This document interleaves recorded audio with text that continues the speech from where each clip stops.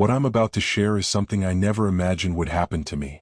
It's not just a memory, it's something that shook me, changed me, and made me see life in a way I never had before. It all began on a quiet night, one I thought would be like any other. But God had something to show me, something so urgent, so vivid, that it still makes my heart tremble when I think about it. Before I continue, I'd love to hear your thoughts along the way. Have you ever experienced a dream or moment that felt so real it seemed like more than just a dream? Share it in the comments below. I'd love to read your story. And if this kind of testimony speaks to you, please subscribe so you can walk with me through more of these life-changing moments.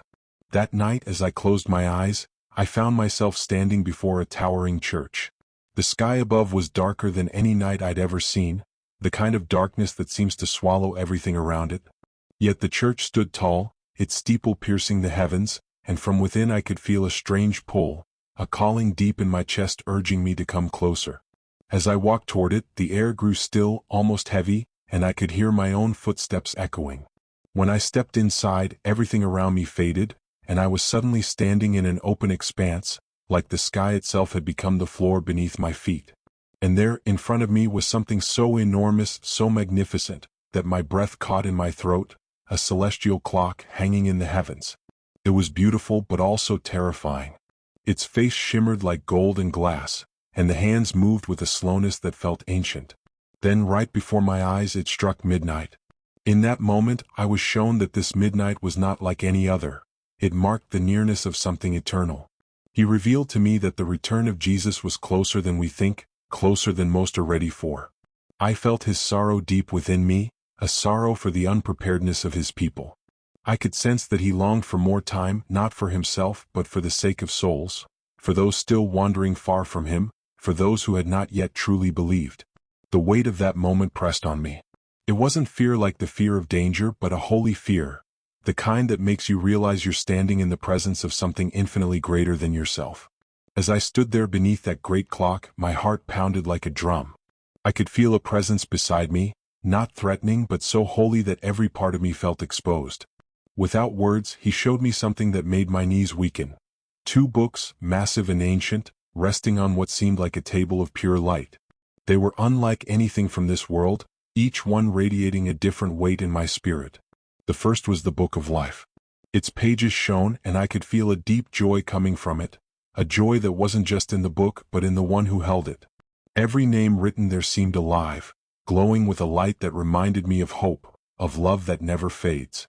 He revealed to me that these were the names of those who had accepted him, those who had chosen to walk with him, no matter the cost. The second book, though, it was heavy in a way that pierced my heart. The Book of Death.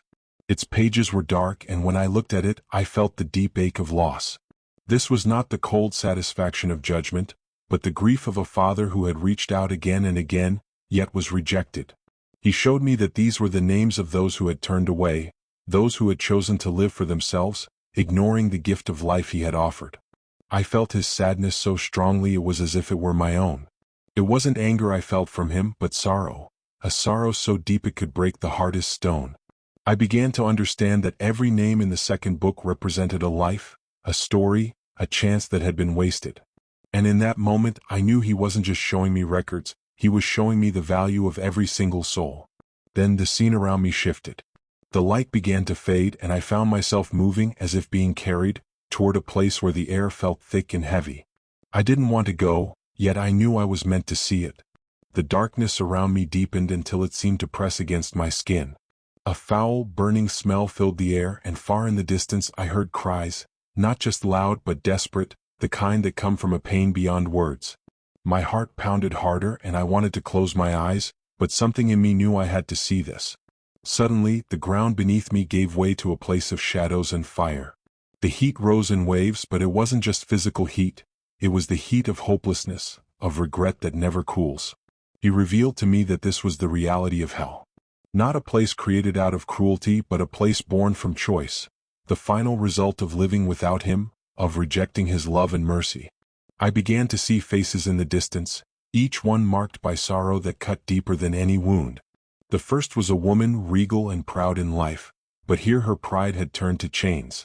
She had used her influence for her own glory, drawing others to worship her beauty and status instead of pointing them to the one who gave her life. Now that same pride tormented her, the weight of it bowing her low. Next, I saw a man whose eyes were filled with a cold cunning. In life, he had used his words to manipulate, to twist truth for his own gain. Here, every lie he had ever spoken echoed back to him, trapping him in a web of his own making. Then there was a mother, her face streaked with tears that would never dry. She had been given the gift of children, but had neglected them, choosing her own desires over their needs. Now she carried the weight of every moment she had turned away, the emptiness echoing louder than the cries around her. He showed me that each of them was there not because he wanted it, but because they had chosen to turn away from the light. I could feel his sorrow even in this place, a sorrow that even now longed for them to have chosen differently. And as I stood there, I realized something. I wasn't just witnessing their punishment, I was witnessing the seriousness of every choice we make on earth. The cries around me grew louder and my heart felt like it was being torn apart. This place wasn't just about fire or darkness, it was about separation. Separation from peace, from love, from the very presence of the one who created them. Every soul here carried the weight of their own decisions, and the atmosphere was thick with the reality that it didn't have to be this way. As I was led deeper, I saw others, faces I never expected to see. One was a man whose voice had once filled stadiums and television screens. He had been famous, celebrated for his talent, but here his gift was twisted into something unbearable. In life, his songs had drawn hearts, but instead of lifting them toward God, he had used his platform for empty glory, chasing applause over truth. He was now surrounded by a silence so heavy it crushed him, the absence of the very love his soul was created to know. Then I saw a preacher, a man who had once stood behind a pulpit, Bible in hand. My heart ached even more when I realized why he was here. He had spoken about God with his mouth, but his life had been consumed by greed. He had used the trust of others to fill his pockets, stealing not only their resources but their hope. He had misrepresented the one he claimed to serve, and now the weight of that betrayal was unbearable. He had been entrusted with truth but had sold it for comfort and praise. And then, in the midst of this place, I saw something unexpected. A believer. Not a famous figure, not a leader, just an ordinary person who had once walked with God but had turned away. They had allowed bitterness and resentment to poison their heart, and instead of running back to the one who could heal them, they had chosen to hold on to their anger. I could feel the deep regret radiating from them, not just for where they were, but for every moment they had wasted when they could have been living in his presence. He revealed to me that every person here had been given gifts, time, talents, love, opportunities, but they had either wasted them, misused them, or used them for themselves. In his eyes, this was stealing from him, because all those gifts were meant to bring light and hope into the world, not darkness. As I stood there, the weight of their choices pressed heavily on me. I could feel the sorrow of Jesus like waves crashing against my soul. Sorrow for each person, sorrow for each moment lost. Yet even in this place of finality I could sense something incredible. His love had never stopped. Even though the door was now closed for them, his heart still ached for what could have been. In that moment I realized why he had brought me here, not to condemn but to understand. To see with my own eyes what is at stake. To carry this message back not in fear but in urgency. The scene began to shift again, the heavy darkness slowly giving way to light. I felt myself being lifted, the cries fading behind me replaced by something softer, a warmth that I can't fully explain. The warmth grew stronger until it wrapped around me like the gentlest embrace. It was as though every hurt, every heaviness I had felt in that place of sorrow was being lifted from me. I found myself standing once again in the expanse of light, brighter, purer, and more alive than anything in this world.